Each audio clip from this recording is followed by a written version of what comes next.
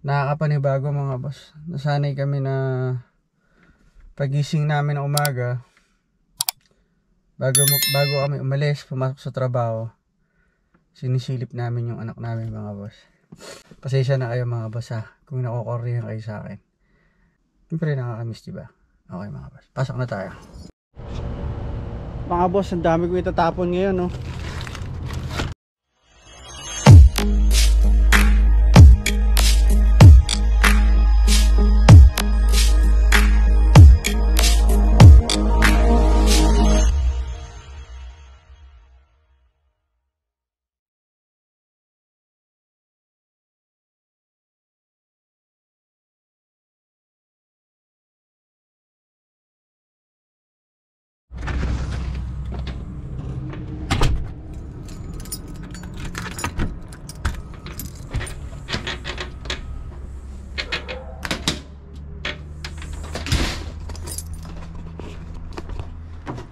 What's up mga boss?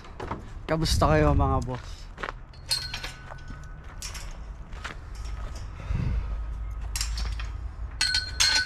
Nawa po kayo ay safe ngayong oras na to mga boss, kung nasan man po kayo naroon. Medyo nararamdaman ko umuusok na yung bibig ko mga boss. Ngayon po ay araw ng Martes mga boss. At 8:10 ng umaga mga boss.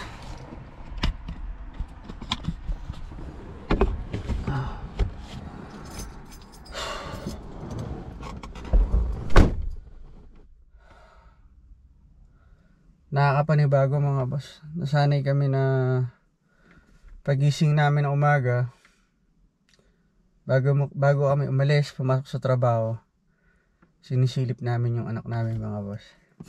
Kaso alam mo yun, yung nakasanayan mong gawin na araw-araw.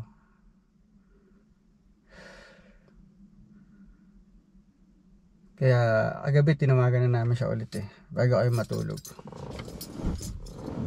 Pero makapag-adjust din. Pero andito pa rin naman siya sa Canada. Malayo nga lang, mga 10 hours driving. Pero syempre iba pa rin yung kasama mo siya sa bahay, di ba? Pero ganoon talaga. Ganun talaga ang buhay. Kailangan na patuloy lang ang buhay at para matupad namin yung pangarap namin para sa kanya. Para naman ito sa kanya lahat. Para sa future niya. Okay mga boss, medyo naging emotional tayo ngayong sandaling oras na ito mga boss. Pasensya na kayo mga boss kung nakokorrihan kayo sa akin. Para sa akin syempre nakakamiss diba? Okay mga boss, pasok na tayo.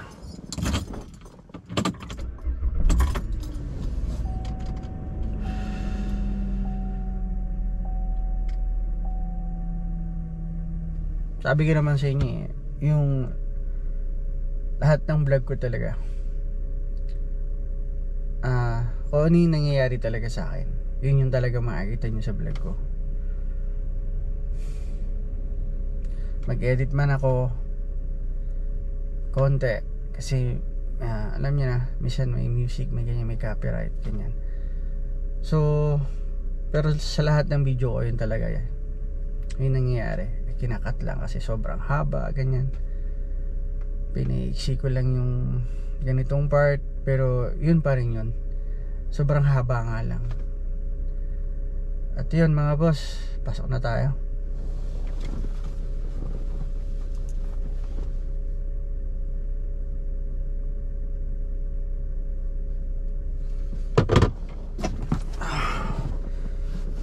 Back to reality mga boss. Trabaho, bahay, trabaho, bahay. Let's go.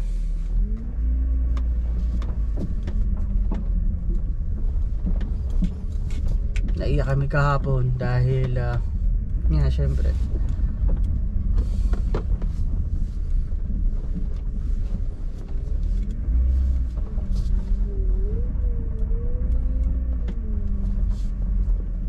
dahil napalayo na sa amin yung anak namin.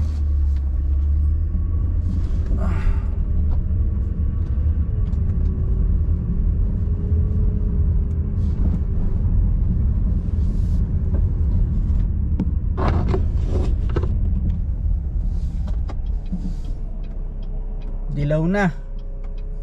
Kung mapapansin nyo yung bundok, kung natatanaw nyo, mas marami na kayo napapansin na dilaw. Yan na yun mga boss.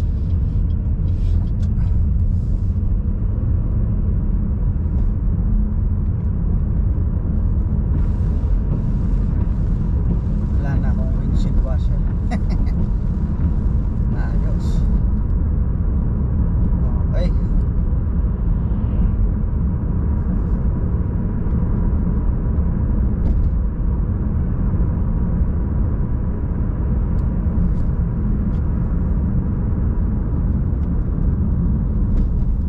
Kahapon last day ng mga magulang doon na nagpaalam na sa kanilang mga anak. Talagang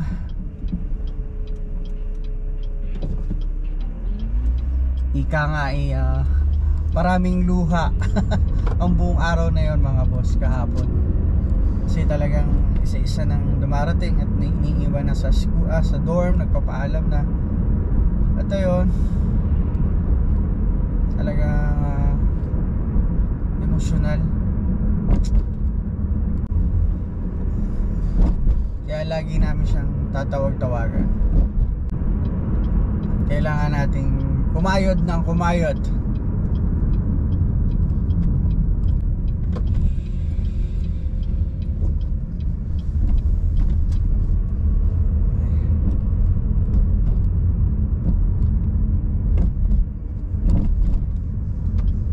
Tayo sa tabi ni madam magparada.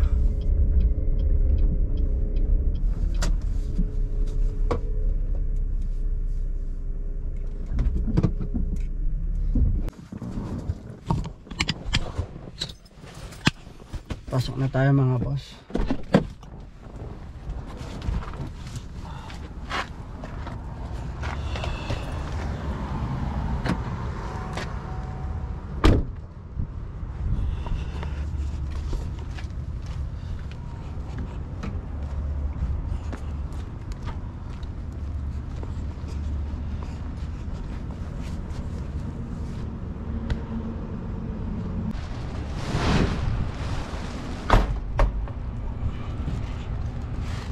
What's up mga boss?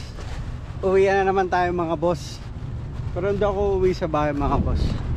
Diretso ako sa aking part-time mga boss. Part-time ako ng alas 5.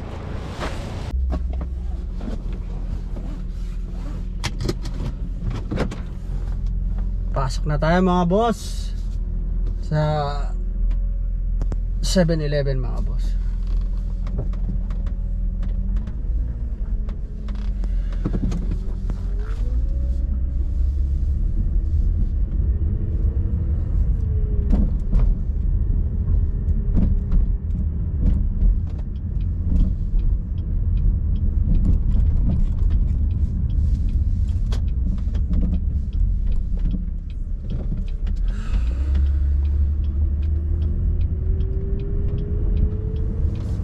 Ginagawa sa gitna mga boss.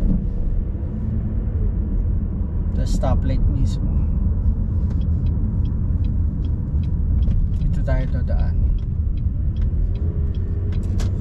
Naayos sila yung poste.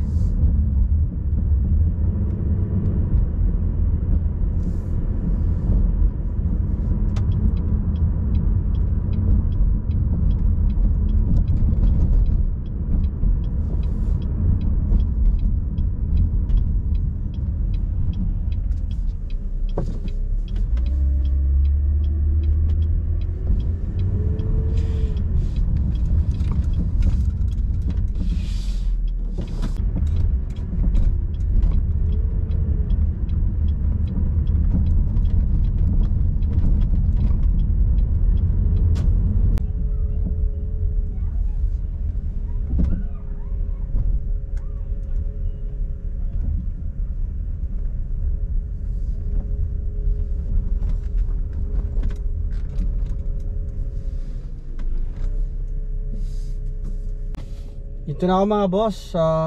Pasok muna ako. Mamaya na lang ulit mga boss. Paalam mga boss. Mga boss, ang dami ko itatapon ngayon, no?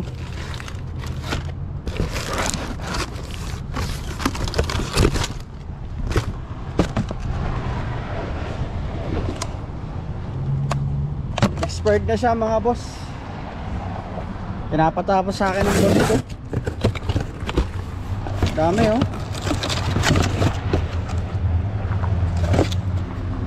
Apat na box siya mga boss. Yung pinapatapon na sa akin yung apat na box.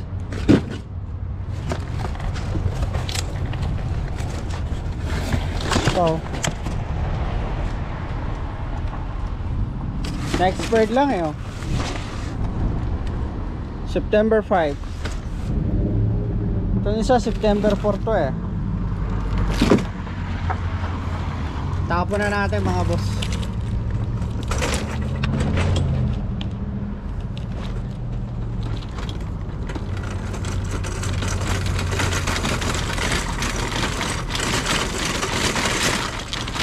Nasira kasi yung cooler mga boss.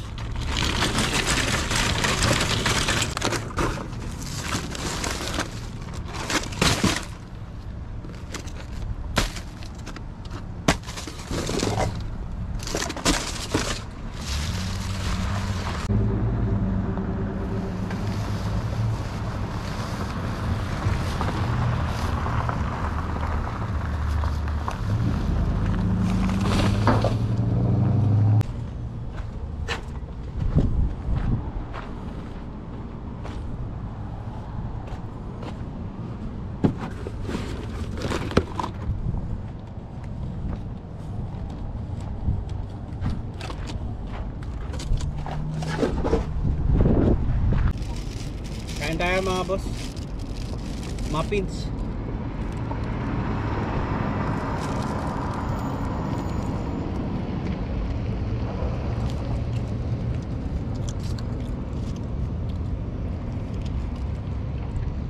Tsaka tea mga boss.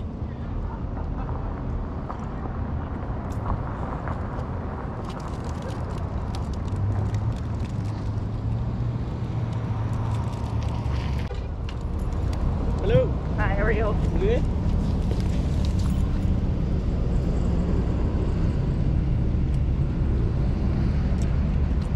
Sakto pagtawag ko ng 12. Siguro mga 12:15 ganyan, 12:20. Makain siya ng lunch.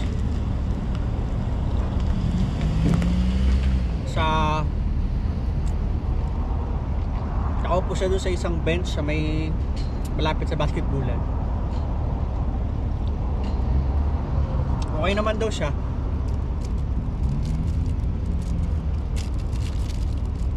Kala, misis ko naman iyak nang iyak kagabi.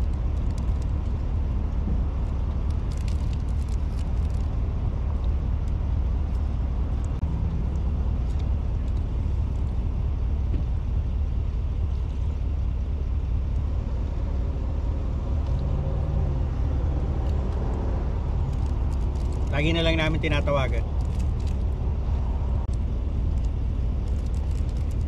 Kailangan niyang kayanin doon.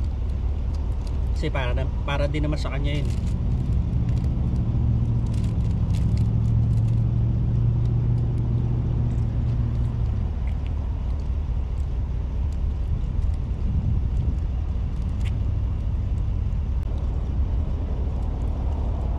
Pag dito siya nag-graduate, makakuha siya ng medyo magaan na trabaho at maganda ang sweldo.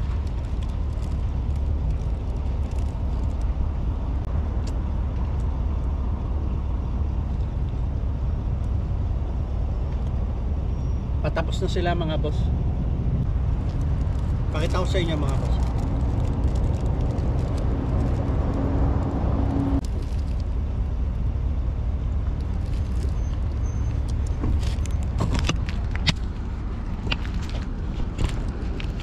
Ano? Sana, malis na sila mga boss.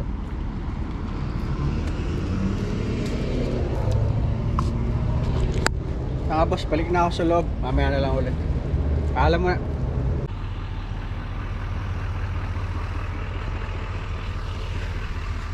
Uwi na tayo mga boss. Whew. Palamig na. Palamig na mga boss.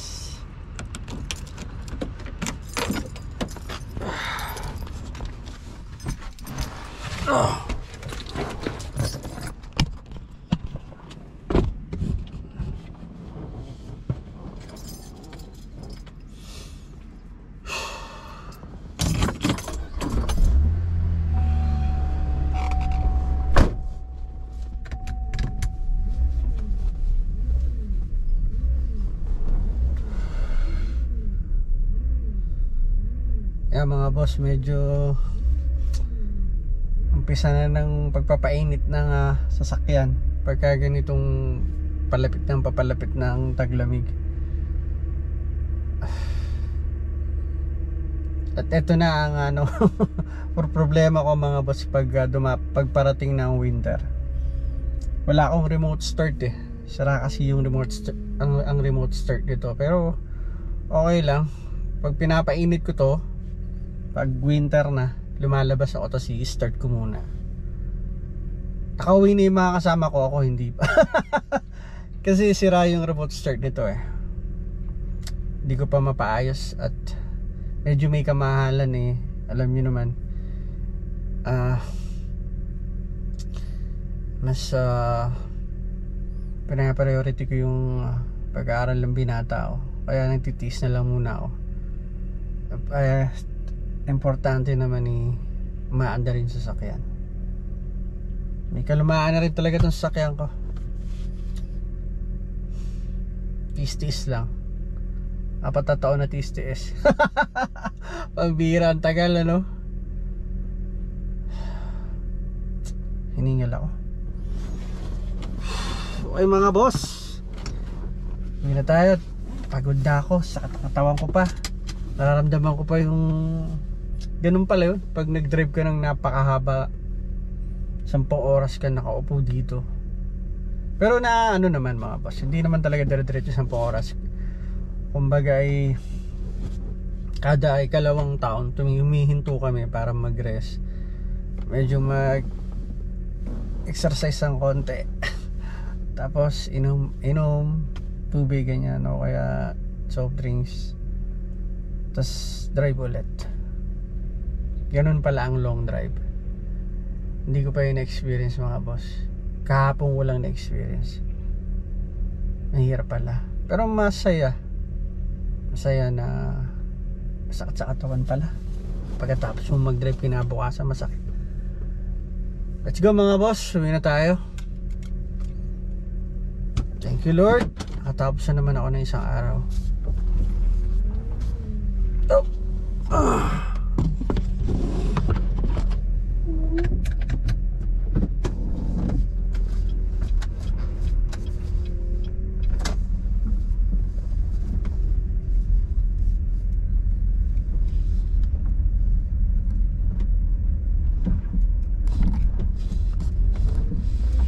Natawagan ko na yung binata ko kanina mga boss eh. Pati yung kanyang girlfriend, kinakamusta ko rin yung mga boss eh. Kasi lagi silang magkasama. Hindi naman sinabing buong araw, buong oras, pati kasi may mga ginagawa sila at mayroon silang kanya-kanyang dorm. Tapos magkaiba sila ng kurso, kaya hindi rin sila lagi talaga magkasama.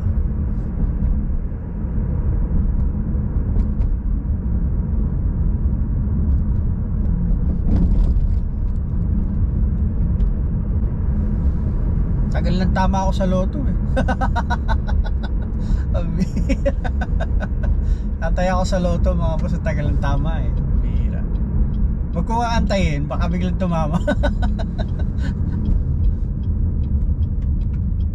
Sinip ko yung loto ko nung isang araw, $1 mga boss, tumama ako.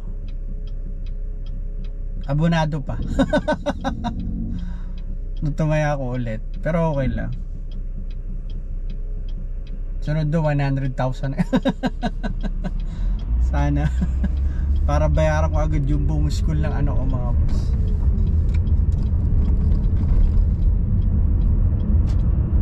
Hanggang 4th year na mga boss, bayaran na natin. Para wala nang problema, no?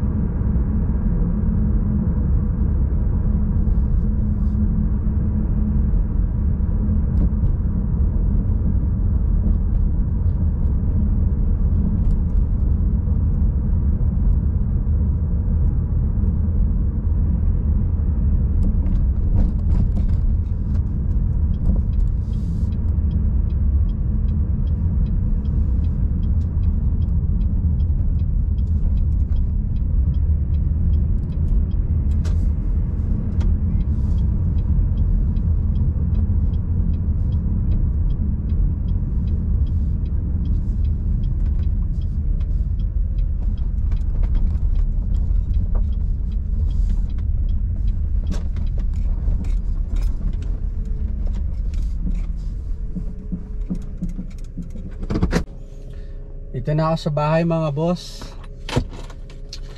Mga boss, maraming salamat sa pagsama nyo sa akin. Wait lang mga boss.